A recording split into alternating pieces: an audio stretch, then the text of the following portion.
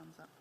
Right, okay. Welcome very much to this Conservative Home fringe meeting called the Aviation Conversation in partnership with Airlines UK, Heathrow Airport, London City Airport and Manchester Airport Group. I'm delighted to introduce the Secretary of State, looking very much more colourful around the fringe than in these rather dark photographs. They can't see these fantastic red boots, which I carry. Liver you up still further. And now, this is all billed as the aviation conversation, but in fact, it's not going to start as a conversation. It's going to start as a monologue, because you're going to make a few remarks. Then I will ask you some questions, and then we'll open the discussion out. So, Secretary of State, welcome. Thank you. And over to you. Thank you very much indeed, and it's lovely to be here. So 3 weeks in, apologies if I can't give you detailed policy positions on everything. I think I just really want to set the scene around the aviation part of the Department for Transport's brief, which of course covers every mode of transport. But importantly, the first thing pretty much that I've done was to go to Montreal last week to ICAO and set out with a fantastic team of officials who've done a huge amount of work on this, driving forwards in the aviation global sector, the UK's leadership in wanting to decarbonise the industry and look at how it should be run going forwards. It was really interesting to arrive. So I have a relatively deep knowledge across the piece on the net zero strategy. I'm the minister who put together the net zero strategy and asked indeed of my predecessor Grant Shapps to bring forward a decarbonisation strategy out of the DFT. I now have the challenge of delivering what he provided in strategic terms, which is probably very good for me. It's an enormously important piece of work, and the aviation sector, of course, has, we domestically, obviously, we have our responsibilities, but I think we have a critical responsibility and, of course, economic opportunity to help lead the world on taking out those global emissions. 3%, as we always say when you try and get your head around it. You know, the reason why the UNFCCC didn't have aviation or maritime in the kind of original plan on that Paris Challenge is that these aren't owned by nations, they're global movements of carbon emissions. But 3% is the sixth largest emitter on the planet. This is a big country that aviation is, and we need to grapple with that. I think we will see some really good outcomes from Montreal. We will have a baseline that we can actually work with. And the challenge, and the really interesting challenge, and actually I picked it up when I was there, of course we have a completely private sector in aviation.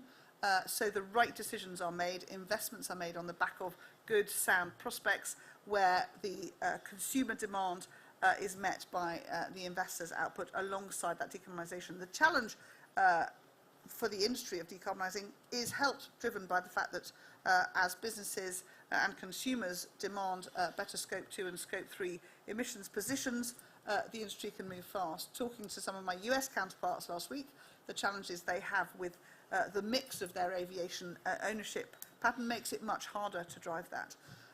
At a policy level right now, we've already set in place, and the previous PM in the summer set out those higher challenges around SAF, pushing forwards on the both production and use. And I think those sorts of anchor directions of strategy will help drive the investment, which is all critical. But what I want to make sure that we do, and the Jet Zero Council, which honestly is admired and people are jealous of from across the world, it was fascinating. How did you do that, they said. I said, well, we got everyone in a room and we said, right, this is the project, we're going to work together and drive this forwards. Apparently that's more difficult in other places, but let's maintain our supremacy in that as a result, which is that we understand that working together is the only way to meet that challenge, and that's exactly what we're doing. So driving that forward, some of the interesting questions and asks that came out of Montreal were, can we work with the UK on green aviation corridors? How do we think about these point-to-point levels? How do we help grow not only the SAF production levels, but make sure that other countries too can be part of this revolution? So we have a lot in this space to push on with. There is, and huge thanks to Grant, who had a particular passion for aviation, that actually we have really got an incredibly good ecosystem of willing participants with which to push forward on what is a really big industrial revolution in the aviation industry. I think it's really exciting. and we have the chance to use all those tools to help others in those countries where holding that value, being part of that value chain, is really important to me personally. I think we need to get that right, because that's how we make sure that in what is a global ecosystem, we drive the change and that clean energy output more quickly. So I think we have a lot on our plate and a lot of opportunity where small regulatory changes can change behaviours.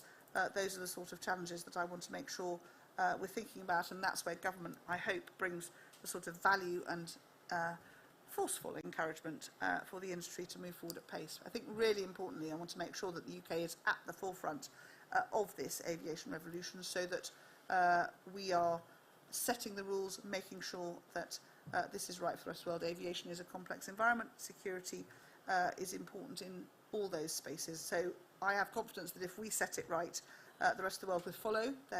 History relates that is how people tend to let us do the hard work, and they pick up what we do. That will be success for me, because we will not only have ensured that we get the economic value for the UK, but that we ensure that the industry as a whole, for the whole planet, is one that we can rely on and see that future decarbonisation success. Well, Secretary of State, thank you very much, and now we'll open the conversation bit of the conversation. So, very interesting listening to you, because on the one hand, you're a new minister in a department you haven't served in before. You're there in the Transport Department. On the other hand, listening to you, actually, it becomes evident that in some respects, at least, you're very well versed in it, because you did net zero at the Business Department. So you said a moment ago, I had to set the framework for Grant Shapps, who's a tremendously experienced minister. So I'm going to ask you all about Jet Zero later, but just say something at the start about your role in net zero and what you did with Grant before you became Secretary of State. So I was the Energy Minister, working with Kwasi to really drive forward that whole net zero strategy. So it's been a really interesting journey, and actually over the last couple of years, as I've done international facing roles, I've been fascinated to get a sense from the rest of the world of how incredibly forward thinking we have and continue to be in driving forward this agenda.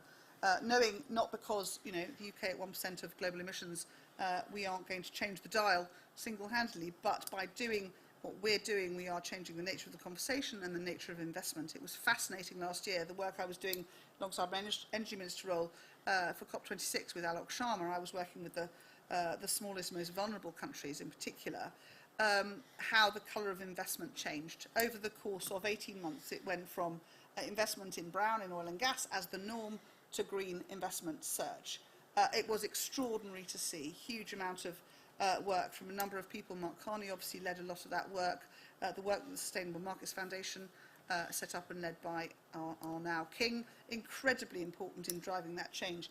But what we were seeing as we were setting the net zero strategy, to your question, Paul, was genuinely looking holistically across the piece. So government's responsibility in this, the sort of first part of this 30-year transition about changing the production of energy, that side of it, thinking about how government needs to invest and co-invest with investors on CCUS, on changing the nature of our electricity supply. The EVs will demand 4 times more electricity in the system, thinking about how we use technologies to change the way we can deliver that, driving through the right level of tax incentive, the energy intensive industries to drive forwards the changes that are needed, alongside thinking about how we help the consumer, the small business, to change their behaviour over time as easily as possible. Success is always achieved if you make it easy.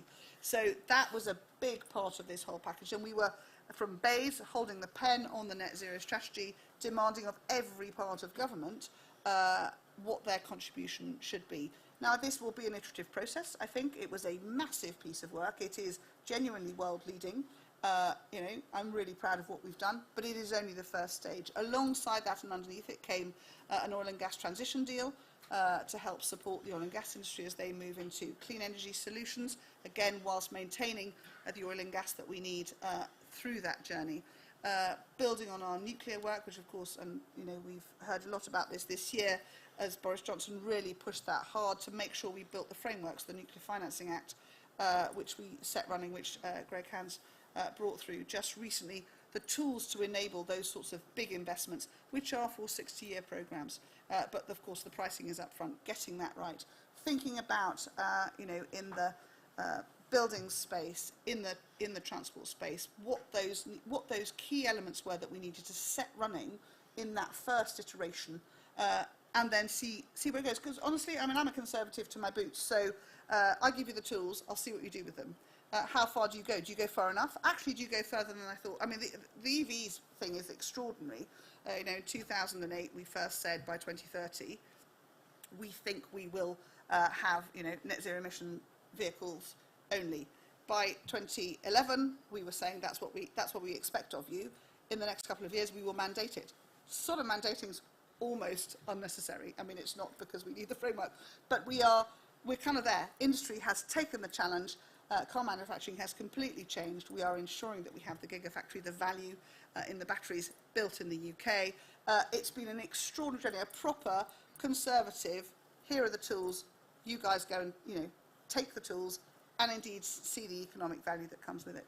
And there are many, many other sectors where we are not as far advanced yet, but that's what we need to keep pushing on with. But the production side, that changing clean energy supply, critical to everyone else being able to enable their changes, is what we've really focused on, and that's going really well.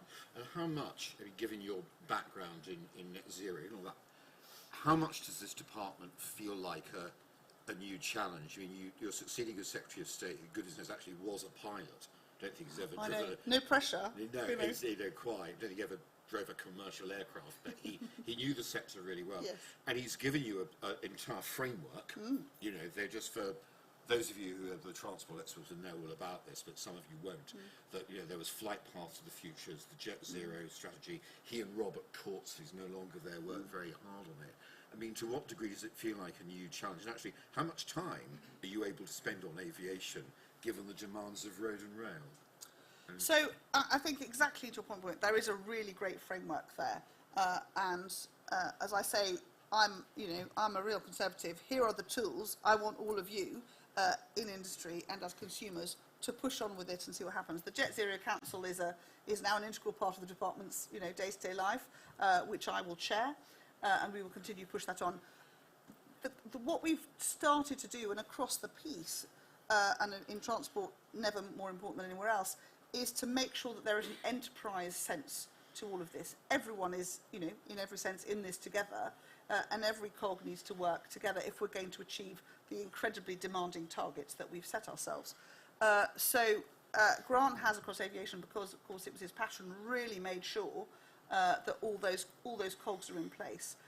So I have the pleasure of being able to drive them forwards, and as we see how they work, find if we need to push on in one area, then that's what we will do and help the policy frameworks work there. But I think what he's set in place around aviation is incredibly strong, and I think that was reflected in the team who've been in Montreal presenting, you know, the UK's credentials and why everyone else needs to up their game as well.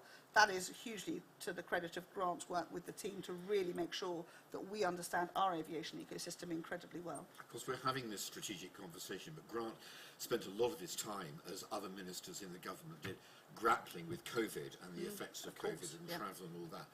What difference do you think it's made to the competitiveness of the UK's airports as the COVID dust begins to clear and we begin to see everything settling down? So I think what's interesting, and the challenge, I guess, to the aviation industry is there was the logistics. First of all, there's that massive piece of work of getting everyone home, a huge repatriation effort at the beginning of the COVID challenge, which Grant was, incredibly important, and our airlines worked incredibly hard to try to keep the puzzle, the matrix working as long as possible to get everyone home that needed to, and then managing in a completely restricted marketplace, keeping everything from falling away. UK Export Finance, which sat under my remit as Department of International Trade, was there to help underwrite some of the long-term costs to support our airline industry so they didn't collapse. Government did its bit to help, but actually the industry is back on its feet. And of course, what we discovered was as soon as people were allowed, they really wanted to travel again. And the industry actually wasn't ready to pick up as quickly as it needed to. I think there's a huge amount of work going on to rectify that and get back to normal. And you know, we will continue to support our airports in particular as they try and fix those particular ground handling challenges. Just say a bit more about that. Do you think by this time next year we'll be sort of clear of the effects of the bottlenecks from COVID? And what, in fact, where do you think we are now compared to, say, we were at the beginning of the summer as we move into autumn? So I think the you know, the levels, if we look at Heathrow, obviously the biggest one of ours, you know, if you're right, the rationing of numbers of people coming through is helping to get that supply and demand balance right. The recruitment and, you know, restoration of those support staff is progressing at pace. So I would hope by, you know, middle of next year we are back in a normal environment. That's, you know, that's what I'm being assured, and we will watch closely to see those numbers, you know, ticking up through the next few months. But it's really important we do, and also that we harness and remember in terms of lessons learned what was good and bad in terms of the aviation industry's choices through COVID, so that we make sure that we are more resilient and that the sector has what it needs, you know, in case, God forbid, we have to manage those sorts of shocks again. Okay, that's COVID. Let's just sort of pan the camera out a bit and think about the future of airports, and we'll start somewhere. So let's start with Heathrow. Okay. Right. Where are we on the new Heathrow runway? I mean, you know, a Prime Minister's gone who was famously not exactly enthusiastic about it. True. Right. So that particular, you know, constraint or view has gone. How do you see it all going forward? So I'm a supporter. I'm a supporter of moving forwards. Aviation, you know, was a, you know, bad partner in the you know, cleaner air and all those things, which is being solved by definition as we move to clean fuels, and indeed because importantly and particularly around Heathrow, the challenge around air isn't only the planes, it's the HGVs and the cars going in, it's the vast amount of ground traffic around it. So those are also cleaning up by definition, because we are moving to clean energy solutions across the piece. That's the challenge that Heathrow has to meet, is to meet those air quality challenges before they can move to progress to that runway, and, you know, we will see that move forwards. You know, I think aviation is a really important part of our growth picture. It always has been, providing those. I mean, I'll give you a story. So Newcastle Airport is my local airport. Give it a shout out, always. Sorry, I had to do that. And Graham, you know, can pay me later. The reality is that an airport is an extraordinary enabler. So little Newcastle, I want to say about 10 years ago, got an Emirates flight for the first time out to Dubai.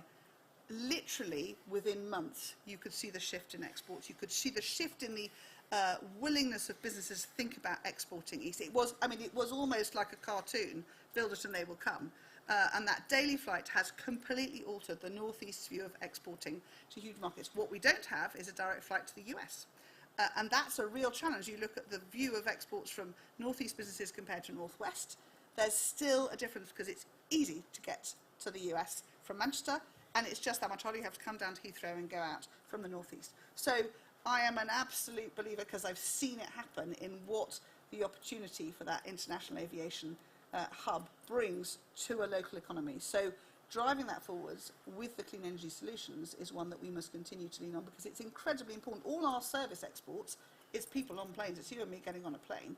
Our goods travel mostly by sea, and that's great, except the very high value items.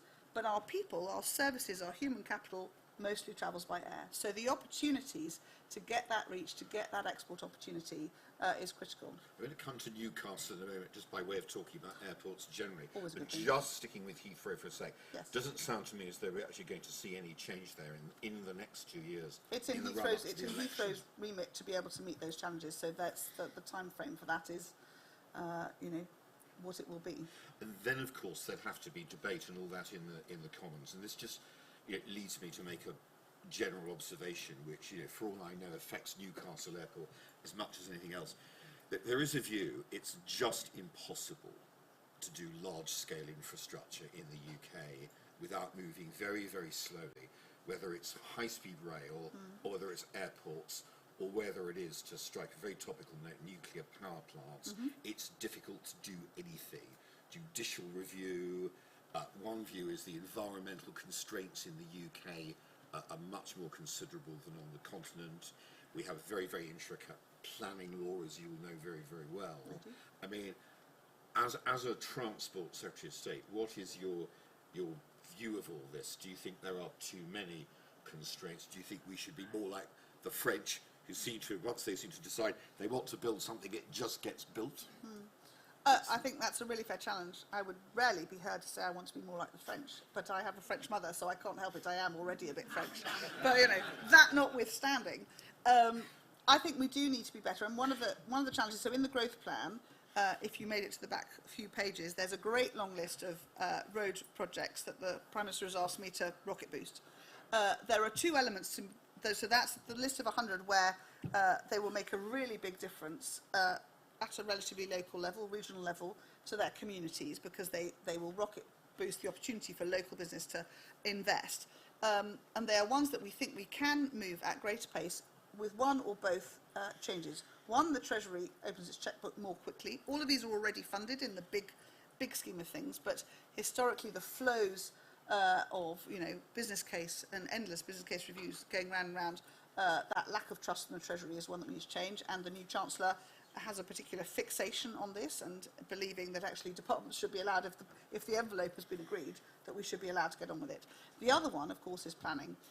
So these are all projects that we know, with small changes to our planning frameworks, can be moved on at much greater pace. So the Planning and Infrastructure Bill, which Simon Clarke will be bringing under the DLUC umbrella, alongside the work for investment zones and the planning deregulation there, will be critical to helping us to do that. I think one of the challenges that our planning system has got very clogged up with is we do an enormous amount of things, but we also do them in series.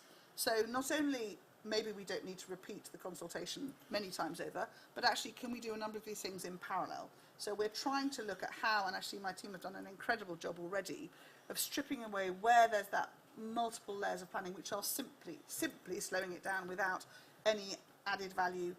So not removing environmental protections, or indeed those in front, but saying how can we do this in a much more clean and effective way. So that's something that we will see in this iteration with this bill that Simon's bringing in very soon, which will help me immediately for these road projects, but we'll also have that longer term opportunity to say we're trying to rebalance that, you know, get that balance into a better place. I think, you know, the Prime Minister's vision is really clear.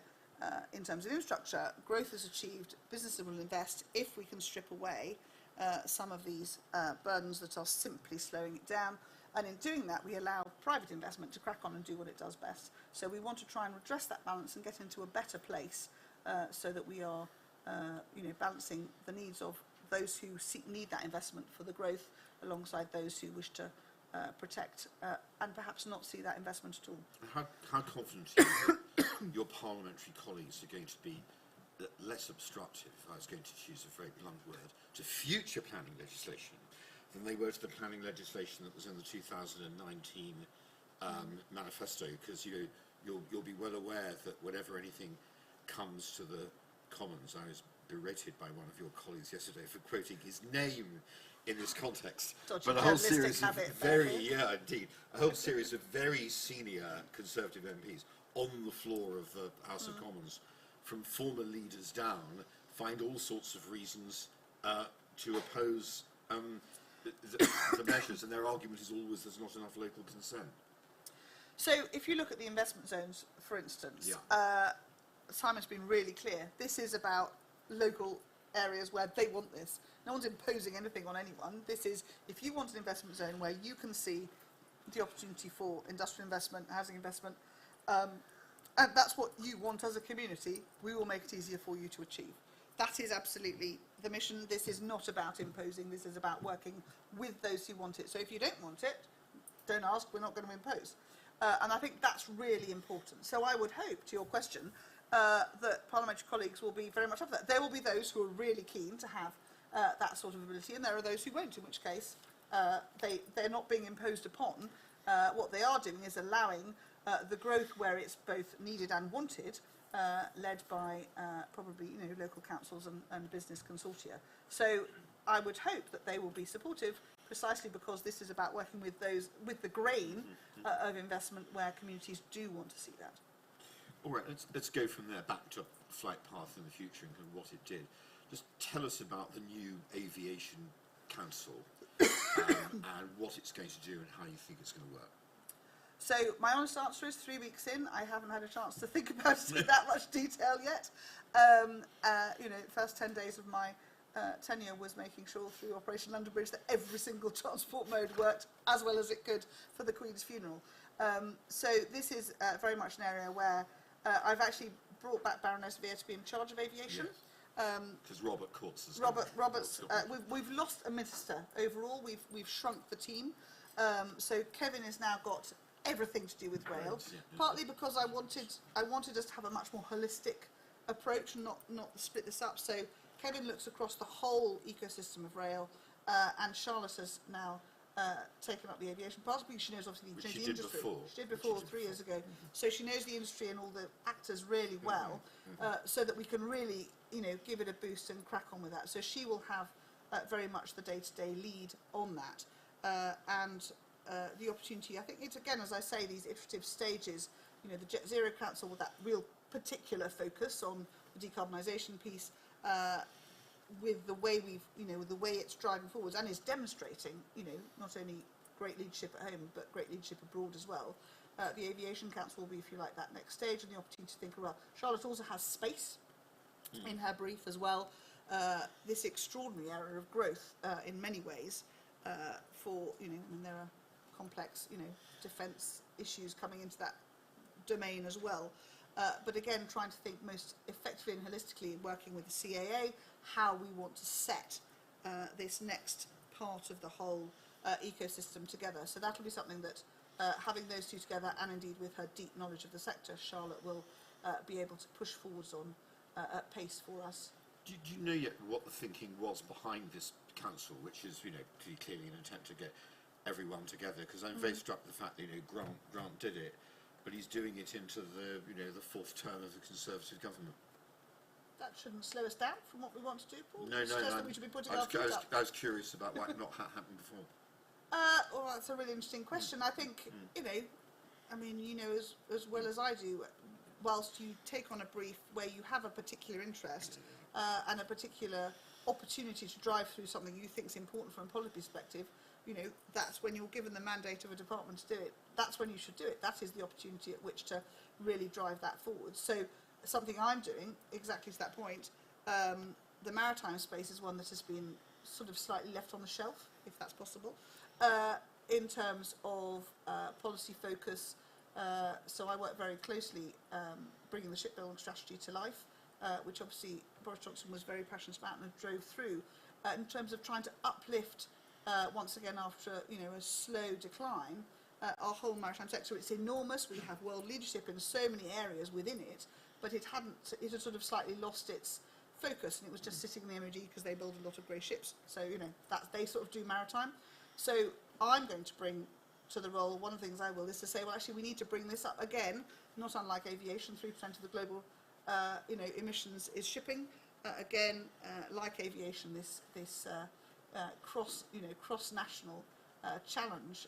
So I think the opportunity, Grant took the opportunity and his passion to say, how can we make the aviation industry really be world leading, be world beating, and take all the technological opportunities and make them British. And the council effectively will embed that as part of our transport narrative to make sure that we continue to be on the front foot and at the leading edge across the piece, whatever those technology changes are.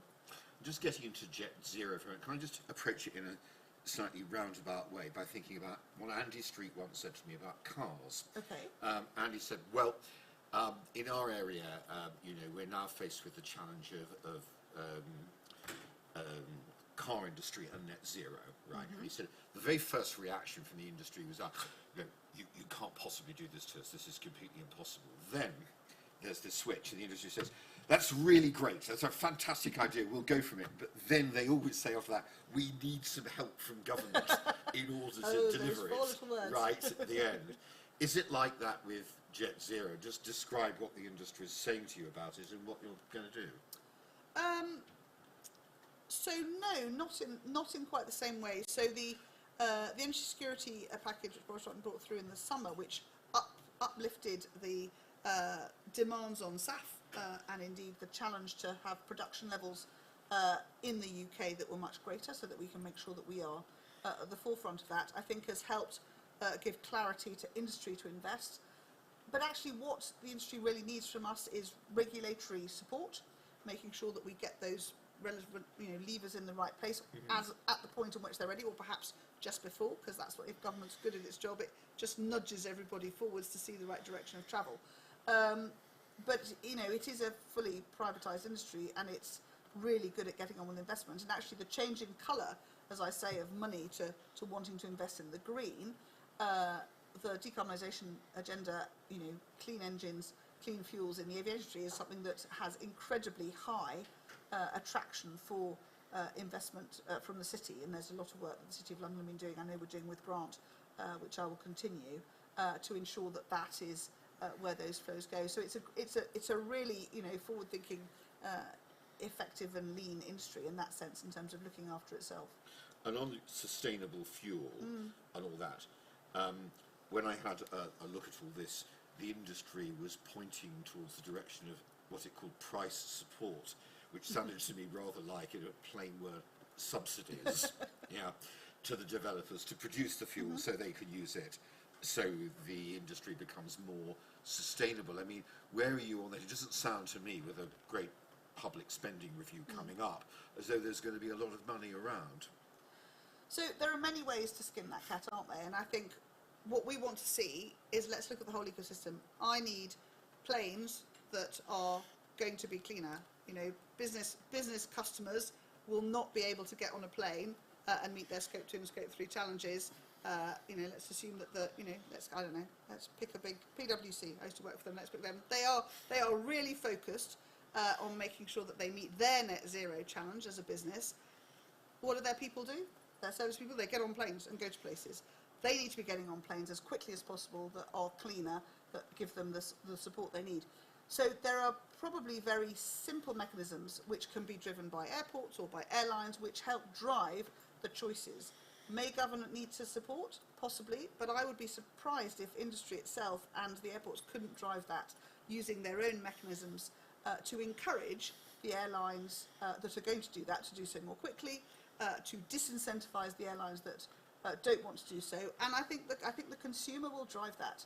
I would be very surprised if the consumer doesn't drive that at pace, because this is an easy place for the service sectors, who are the ones using these planes, to change those behaviours. What we need to make sure, and government needs to do, probably on the production side, is to ensure that there is that growth in capacity, working with those other countries where the feedstocks are, to make sure that we are investing wisely and we are driving the right investments. One of the conversations I had with Secretary Pete Buttigieg, I have to practice that, I still haven't got it right, it's a surprisingly difficult name to say, is looking at green aviation corridors.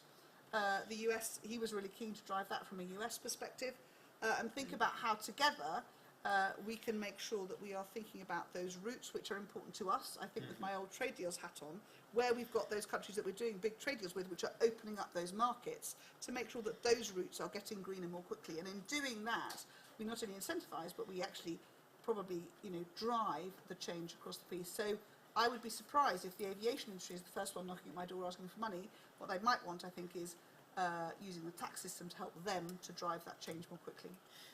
So it's the tax system one should be looking at rather than I would expect that, yes. And to a certain extent, you're also knocking the ball back into their courts. Yes, I am. They can come and knock at the door, but I would be surprised if the industry can't see a way forwards.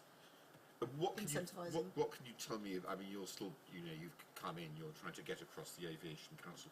What can you tell me about the Union Connectivity Review?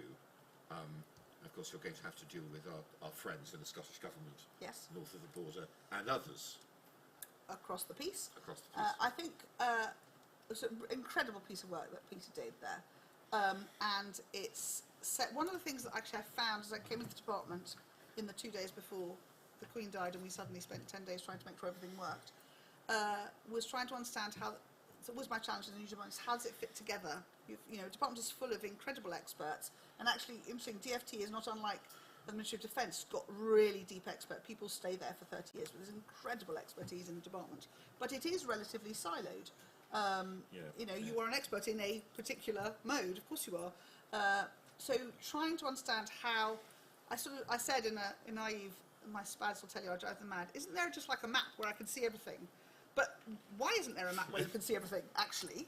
You know, where on the big wall is the, you know, here's all the ports, here's all the airports, here's all the main roads, here's all the main train lines. Why isn't there that? And in fact, in challenging myself on that, I said, well, actually, why are we not, when we're thinking about Northern Powerhouse Rail, making sure that we're thinking about the ports as well, and should we increase the capacity? So those questions of overlaying, for me, are ones of, why don't we do it? Well, we don't do it because we're so busy trying to make each bit work, which is, you know, not an inconsiderable challenge in itself, and to keep it moving, of course, being the transport bit, that we're doing that. But in trying to overlay it more clearly, what I want to try and do is make sure that we are intelligently, you know, giving policy direction and or indeed potentially support if required, not necessarily in aviation.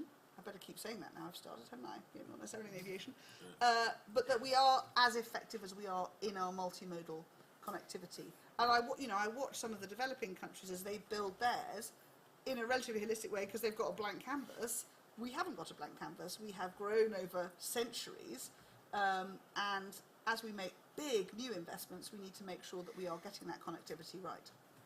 When Liam Fox went into the Defence Department in 2010, one of the things he tried to do, if my memory is right, he tried to stop them all working in silos. You know, the Army here, the Navy here, they all went out and briefed to their favourite journalists, and it was really pretty chaotic.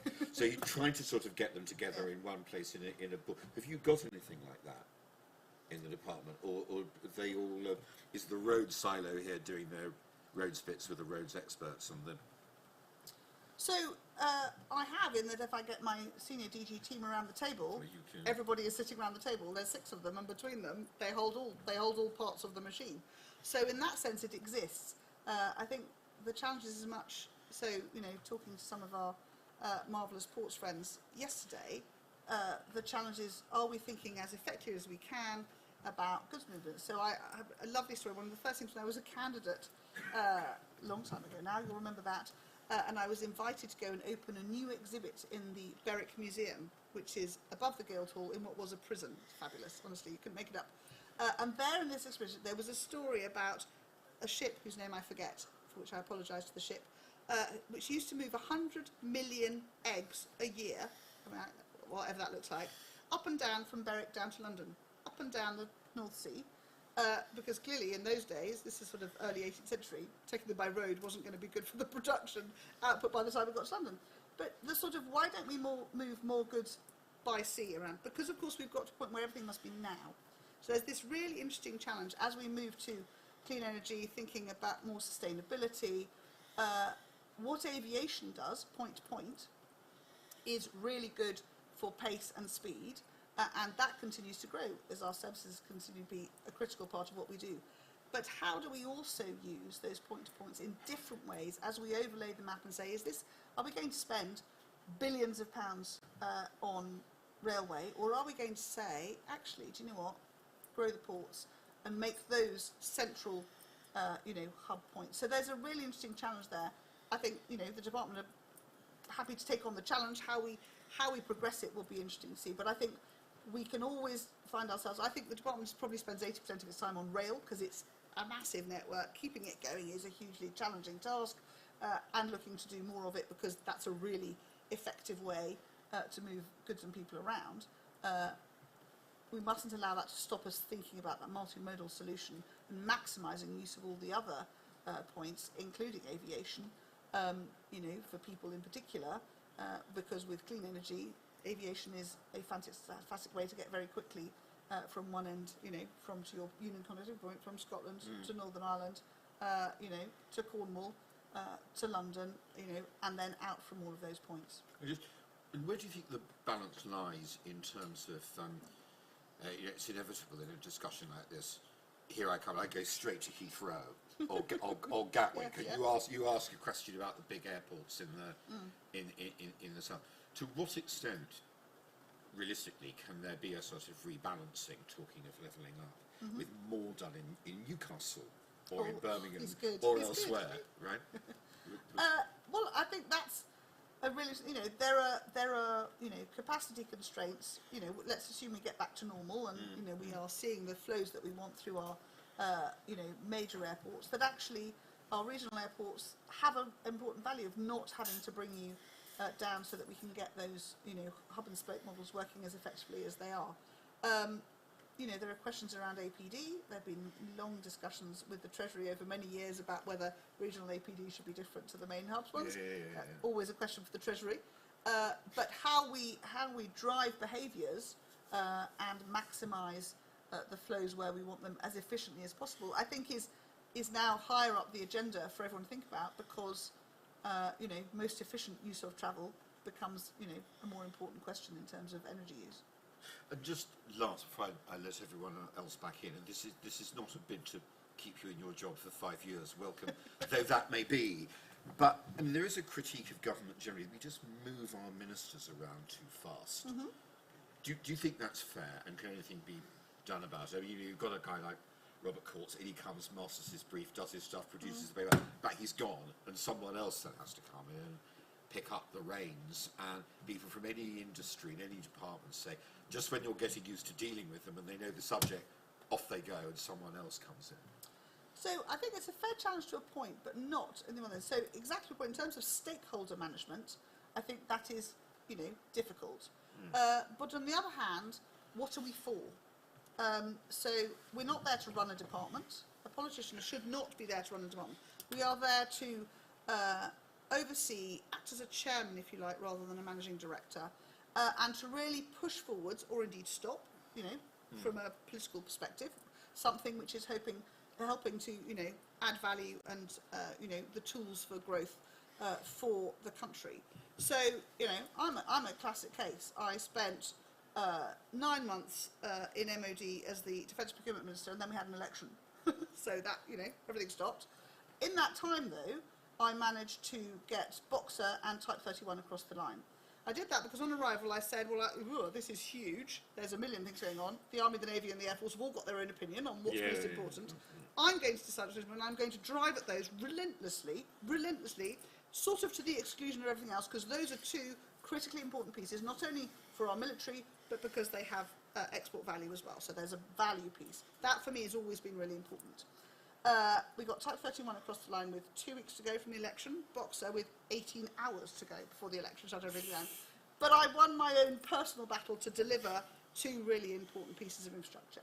I then became the International Secretary of State for International Development, and then COVID hit, so I never went anywhere. It's a sort of source of amusement to everybody that I never got on a plane. I went virtually to loads of places, but I never went anywhere. Now, obviously, one of the challenges there was that Prime Minister wanted to bring that into the FCO. So that was one of my missions. That was, it was very clear up front that I had to deliver that.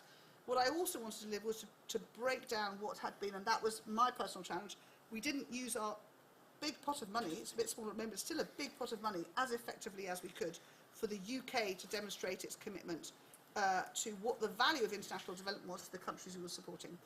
And we managed to shift the dial, and actually when it then moved into FCDO, we had changed the dial, and that amazing team of people who arrived in FCDO were able to drive that in a very much more, UK-focused way. All the money's benefiting those countries, but let's be very clear, we should be proud of the fact that it's the UK doing that. So, job number 2, spent not quite 9 months in that post, but then I got cancelled briefly. Yeah. And then brought back as the Energy Minister to deliver the Net Zero strategy. So in every case, here's a ministerial role. So actually, in the case of defence procurement, I chose what I wanted to try and deliver, and the other 2, I was given very clear mandate by my Prime Minister. And I went to deliver it. And as soon as I delivered it, he said, right, brilliant, you can go do something else for me now. But actually, that's really important, because what it involves is the skills of cohering a department, finding those who are critically important to delivering, and empowering them to deliver.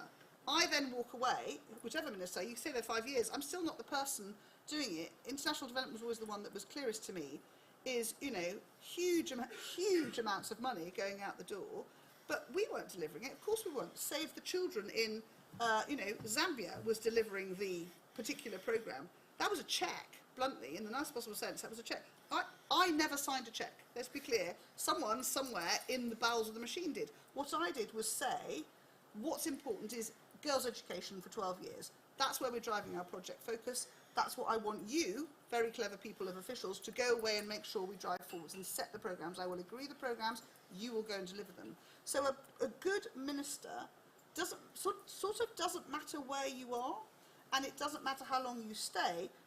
I think it is difficult for stakeholders. That, I think, is a very fair challenge. But otherwise, our role should be to really drive forwards relentlessly to make sure that we deliver on whatever those key priorities are.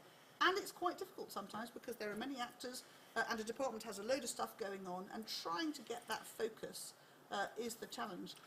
But, you know, in Grant and Robert's case around aviation, they absolutely had given it a relentless focus, and you are literally setting out and explaining what is now embedded as a really sound framework which will now run. In some cases, as in defence, you're up against the clock.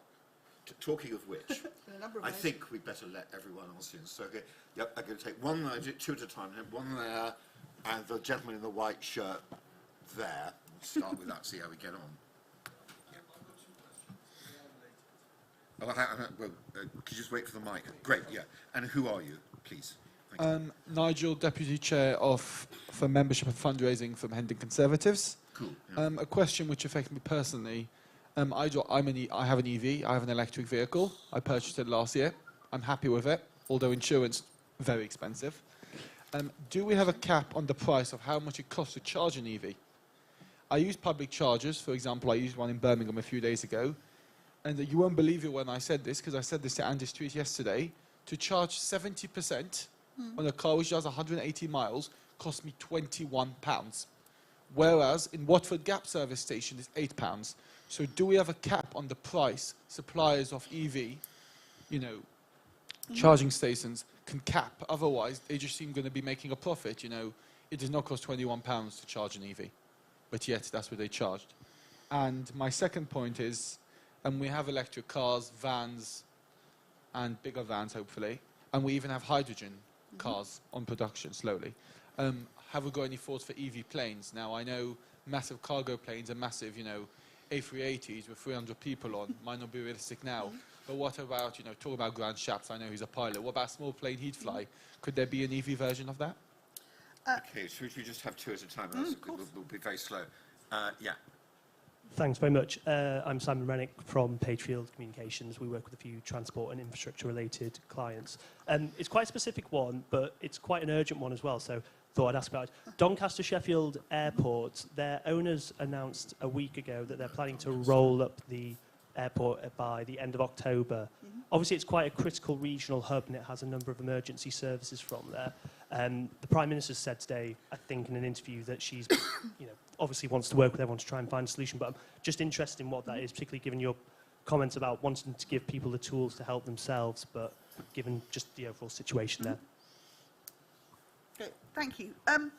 So really interesting to hear that pricing point, and I'm glad you hauled Andy up over it. And no doubt, knowing him, he will go and investigate. I think it's a really interesting question. So through the last 6 months, as we've seen petrol prices go through the roof, as someone who drives up and down the country a lot, it is unbelievable how differently petrol stations can price. And if you're on a motorway where there's just the one every 30 miles, you can be spending, £1.90 a litre compared to £1.65 if you pop round to your local Tesco's. So that pricing question is a really important one. And in fact, it got so bad in that space that Kwasi asked the Competition and Markets Authority to have a look at whether there was a level of profiteering going on, and that review is continuing to challenge some of those decisions. So the same logic applies for EVs. There isn't, it's a marketplace in the same way that our petrol stations are, free to charge. They charge, wholesale, plus all the various taxes we slap on top, plus a margin. Is it reasonable to suggest we should limit that margin? That's it's a very, very important question, and I think when the CMA come out with their view of how petrol stations have treated the massive spike in oil prices, which of course is coming down again and is steadier, but we're not necessarily seeing the prices come down at the same time. I think that will be a very fair challenge. So I'll take that away because it's something that we continue to think about, having seen this really big impact. And on electric planes, there's a lot of work in that space on short journeys, small planes. Some really interesting work around what would effectively be air taxis, which could run in that space. They're still in sort of demonstrator level, but there's a lot of work going on in that space for those short haul, in the same way that we're seeing short haul ferries and stuff also thinking about it, similar technologies. So I think we will see some, but exactly to your point, those long haul, you know, big kits certainly in the short term are more likely to be looking to other solutions. On Doncaster Sheffield, other than organising the transport for the Queen's funeral, I've spent quite a lot of time on that as well, trying to broker the component members within that. I think there's been a long lack of participation from the Labour Council to try and get involved. I think the new Mayor Ollie Coppard has sort of kind of kicked into gear, hugely thanks to Nick Fletcher's efforts to try and cohere the parties. I've spoken to Peel a number of times. An offer was made just 10 days ago, eventually by the Labour Council, to underwrite losses to the tune of 7 million. But actually Peel, they are of the view, discussed, that this cannot be a financially viable airport because there are too many close by that take the commercial traffic elsewhere. You know, I'm not the expert. They own the airport. The issues around those emergency services, my team are working very closely with them and obviously looking to find alternate solutions so that they're not at risk. I mean, they're government contracts, but Peel has viewed that for 20 years this has not been a profitable airport at a big picture level, and that indeed they haven't seen any support and they're looking to think other ways. I think there's a really interesting proposition around what they might do with that land and that site around the gateway anyway. So I know that Nick will drive forwards on that and try and find solutions. But I think this has been an unviable, from a bigger picture financial perspective, for a very long time as an airport, and their view is that there isn't a viable solution. Okay, we have a couple more. So, gentleman there and the gentleman there. Yeah.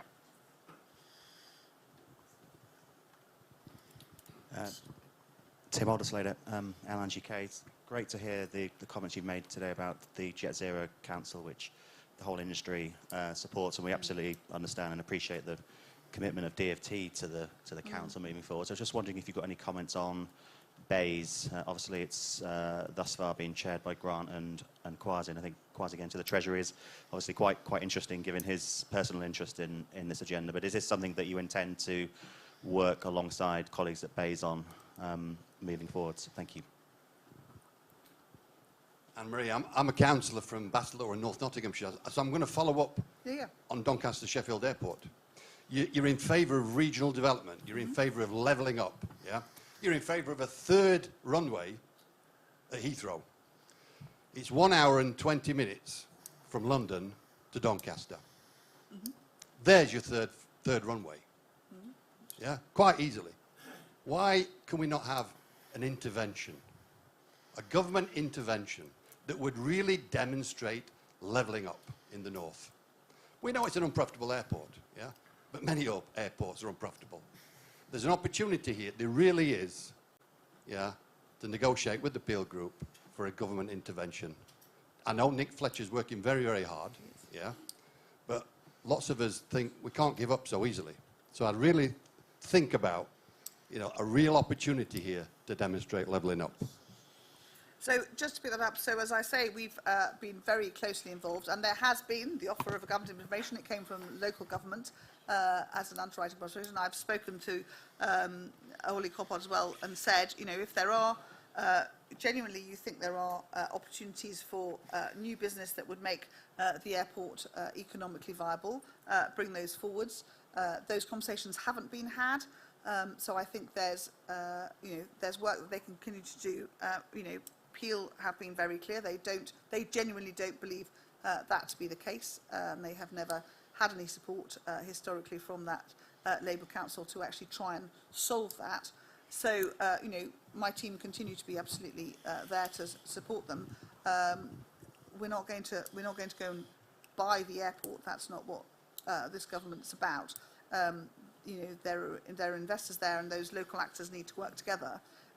But I know that Peel would want to use the site to grow economic opportunities if it wasn't an airport, in terms of demonstrating and that all those parties working together. If there are solutions which Peel have never heard of, have never been tested, that's something that they will need to work closely to. My team have continued to offer technical support to all parties to actually, analyse and look at what these apparent solutions are, but we've had nothing brought to us yet that would help us to actually work on that and try and present, offers to Peel that would be viable. But the team are continuing to work with them day by day. On the point about Jet Zero, so I will chair the Zero Council, and we will see how Bayes' partition was continued. I don't think I can ask the Chancellor to, come and keep doing it. Though actually he'd probably quite like to be fair. He's got quite a lot else on now. But we will make sure, there will be both, because by definition, these two departments are working hand in hand to support that. But we will work out which of the Bayes ministers will be the right one to be able to maintain that. Likely to be Graham Stewart, probably. But we haven't kind of got that bit sorted out yet. Right, so if I can keep up the rapidly changing colour palette here. I've got the guy right at the back with his hand there, and you, sir. Hi there, Ralph Munster. I'm a councillor in Hertfordshire. When I'm out and about on the doorsteps in my patch, one of the main issues which comes up is concern over the expansion of Luton Airport, particularly the noise from airport operations, air pollution and traffic congestion. Do the government have any plans to actually mandate and force airports to work closer with local authorities and local communities to actually tackle those issues which, airports contribute to? And so, yeah, it's coming. This is the other side of you. Yeah, everything good. Sorry, my name is Ian Bucking from Gosport. You talked earlier on about point-to-point aviation, and we've also talked about net zero. About 10 years ago, the ANSP and British Airways proved something called the perfect flight for getting aircraft to fly at the most optimum level. And the ANSP have been developing for 15 years now what's called direct flight. So you ignore point-to-point, you just go direct at optimum level. It still isn't working. Nothing seems to be doing, and it's all being hidden in the background. I wonder if the Secretary of State might want to optimise the attention to getting direct flight at optimum levels going to reduce carbon emissions.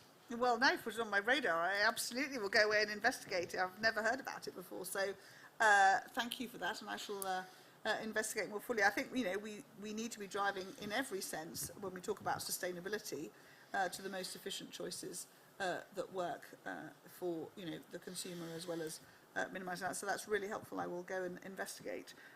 Thank you. And to your point about airports and working, with all the partners, I think that's, Heathrow and to the point, these are issues as airports grow and, become critically important elements of that growth agenda and those hubs. They do create issues, getting local councils to work together and think about, maximising the value that the airport brings them alongside, the challenges, I think the ones that continue to be very much part of the team's effort. But the issue of convening power, which is probably what you're talking about, is one that we certainly have done in other areas, but I take that on Luton and I shall pick it up with the team. Okay, so we're going to take two more. So one here, and the guy in the blue shirt, right in the middle there. Yeah. Hi, Alex Bennett, JFG Communications. There's very few women work in the transport sector, and even less work in the aviation sector, and the ones that are often earn very little compared to their male counterparts because they're usually pilots compared to air hostesses. Are there any plans for this government to try and encourage women into transport and aviation? Do you see the value in doing that? And if there are plans, what are they? Yeah. My name is Jonathan Brent and I work for Chivers, so I'm in the spirits industry. I'd like to ask about retail at airports, because we would like to see liberalisation of duty-free, so people returning to the UK can use their 4-litre allowance in the UK rather than spending that money in Malaga or wherever. And we think that we know that retail is a great part of operating income for airports, especially regional airports, and we think this is a way of generating jobs, and revenue could be done quite easily just with secondary legislation. Recognise that's also a matter for other parts of government, but I'd love to hear your views. Thank you. I will take that away and raise it. The idea that you would prefer to buy your gin when you get back onto UK soil, speaking as a personal user, I think is an extremely interesting one, and I'll take that away. It's yeah, as you know, it's not within my purview to control, but I think that's right. The challenge of women in aviation is a fascinating one, and of course, I've spent the last 2 years travelling the world endlessly, and you're right. You know, in large numbers, we do see you know, some sectors with the female workforce and not others. But some airlines, you know, some of the UAE airlines, huge numbers of the pilots are women.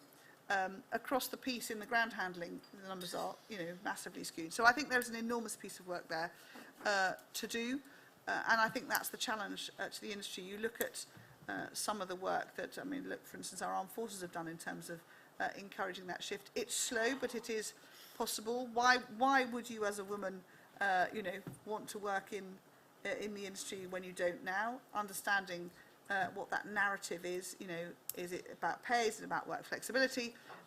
Is it about you know, a skills portfolio where actually we're not you know, encouraging that from a much younger age? We need to look at that across the piece. I haven't had a chance to tackle that, but across transport, this is something where we have a you know, a heavy diversity gap, and one that none of you will be surprised to know I'm relatively well focused on.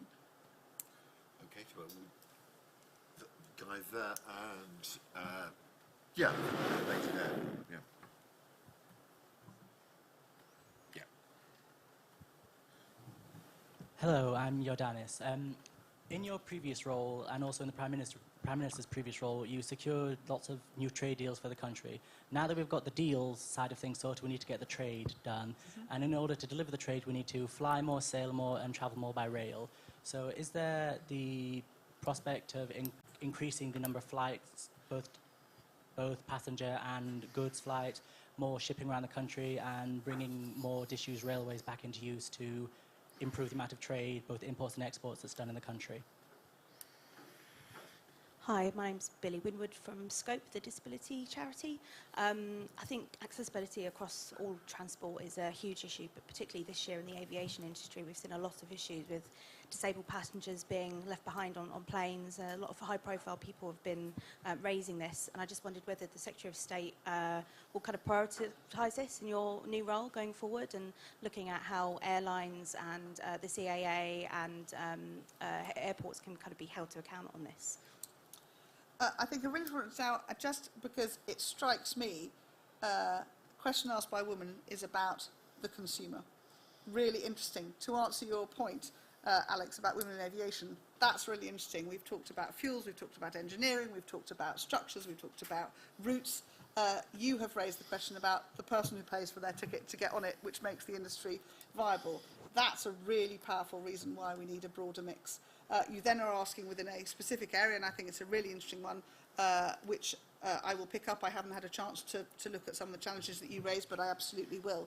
But I think that's, you are absolutely the reason why we need to do much, much more to make sure that the diversity balance across the sector is one, so that we are answering all the questions that are important. Because this is an entirely privatised sector, it's critical that the consumer is at the heart of all the decisions, because if they're not, the industry will not succeed.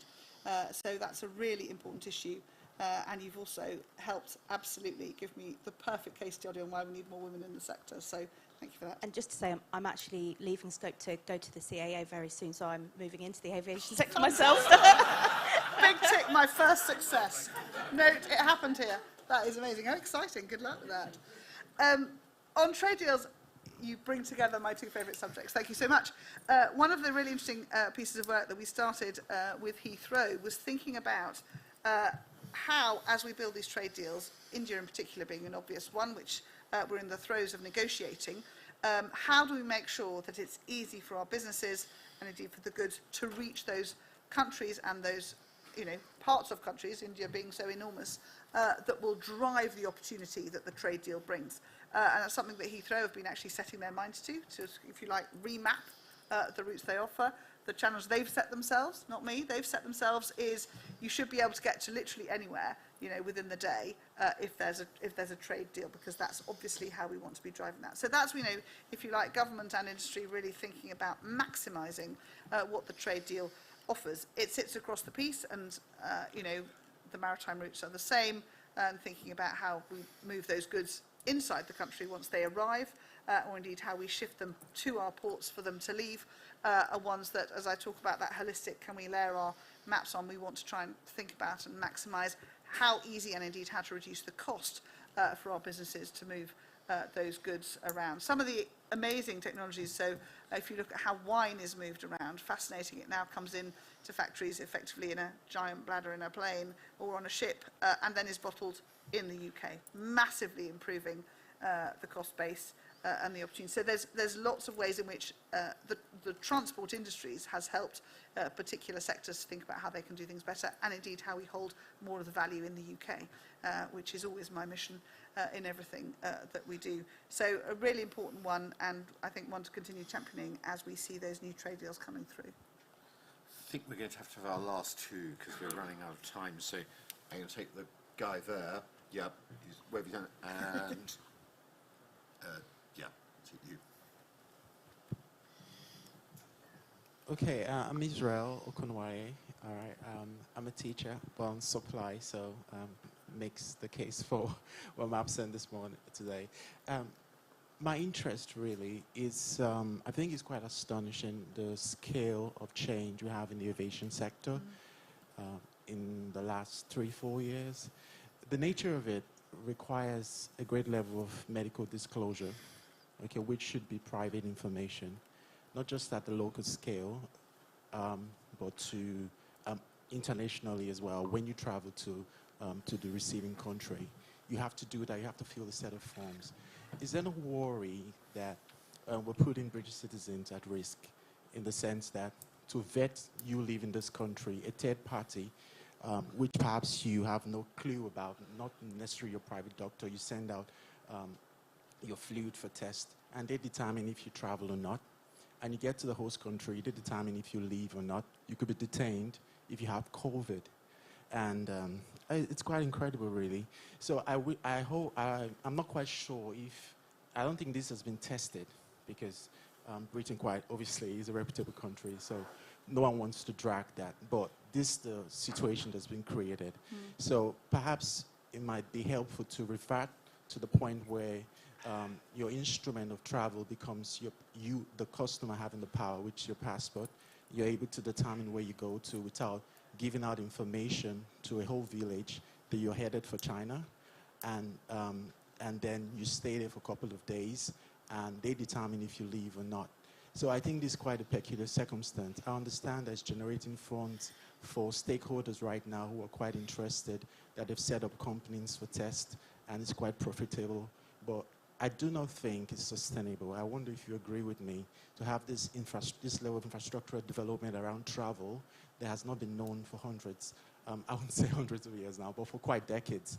And so if it's conscious, perhaps it's in relation to the peculiar circumstances we are, given the security situation and at risk. But we may not want to contemplate this for a longer period of time, because in a great way, it puts travelers at great risk.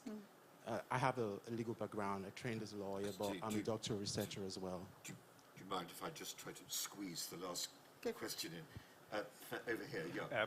Hi there, my name's Sanjo Sen, and I work as an integrated transport consultant, and by pure coincidence I also write for Conservative Home from time to time on industry and technology. So many things you could ask about integrated transport. One thing that occurs to me is when we work with clients across the UK, we see that they're building fantastic airport infrastructure. You land there, and then you try and hit the city centre. And that's a real ordeal compared to so many other places in North America, in Europe, such like. So what's the practical way of achieving that? We know what the technology is. It's simple. How do we actually knock heads together and make that a thing that can actually happen? Just the simple basics of getting airports connected to the cities they serve and the communities they serve. I think that's a really good question. I think the answer is, can you come and talk to me about it? Book yourself in, come and talk to me about it. I mean, having been in New York last week, where their connectivity and their airport connectivity is, which is the least worst airport to land in to get yourself into Manhattan quickly. They are challenged massively to try and solve that, and going around in circles. I think these are really difficult questions because, of course, these infrastructure pieces have grown over decades, and the cities have grown in different ways around them and so on. But I would love to talk to you and your team more about it. I think there's another question around what COVID has done to how countries allow people in and out is a really difficult one. So as we unravel and we move away from that, please, permanently, different countries are coming out of what those control mechanisms look like in different ways. The reality is that we can have these conversations at a multilateral level, and we're not there yet. Some countries are still very anxious, and having run, zero COVID policies, it is by definition more difficult to step out and come back to, something like the old normal. But the reality is that a country is entitled and should manage its borders in the way they choose. And if that leaves us post-COVID for a number of years with a challenge which says some countries are very difficult to get into, and if you do, be aware that, this is the risk you are putting yourself at around your medical information, that is something that is very difficult to manage at a diplomatic level and at a, kind of multilateral discussions level. That's something that I think, if that continues to be a problem, will have to be raised. But at the end of the day, every country controls its borders in the way it chooses to, and a visitor is, as with many other issues, at the mercy of that country's methods of managing its borders. So I think it's difficult, but I think it stems, a lot of this and what you raised stems from countries doing different things through COVID, and as those unravel, we hope that we will get back to something that looked like how we used to be able to move around between countries freely. But if that's not the case, I think we will have to take it at a multilateral level, at a diplomatic level, to challenge each other on what that looks like. My instinct would be that eventually the economics of getting on and those flows of people that bring value to countries will be the one that drives the decisions. But if that's not the case, it will be something that needs to be challenged, I think, across the piece. But countries, at the end of the day, determine how their borders are managed. Okay, I'm afraid that's all we've got time for. Secretary of State, thank you very much for sparing us so much time. It's always interesting to hear a new minister come in and realise the bits where they're betting themselves in, the bits they know really well, and the individual approach that they will take to what they do. So good luck. I'm sorry for those of you who didn't get any questions in, but thank you for being so engaged. And finally, of course, thanks to our sponsors, Airlines UK, Heathrow Airport, London City Airport, the Manchester Airport Group, and I look forward to seeing you at future ConHome events. Thank you very much. Great. It's a really interesting issue for this to pick up, actually. So, It's quite a lot.